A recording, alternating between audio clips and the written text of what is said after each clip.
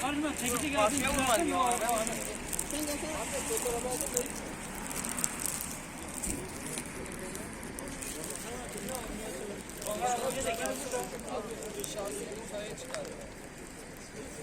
Tarafını al ya.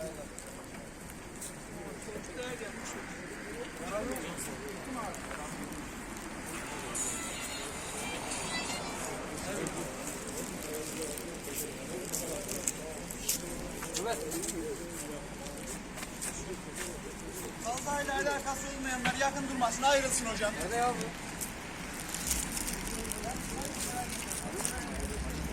Kazayla alakası olmayanlar ayrılsın, bir kaldırımın gerisine. Adamın yardım edin.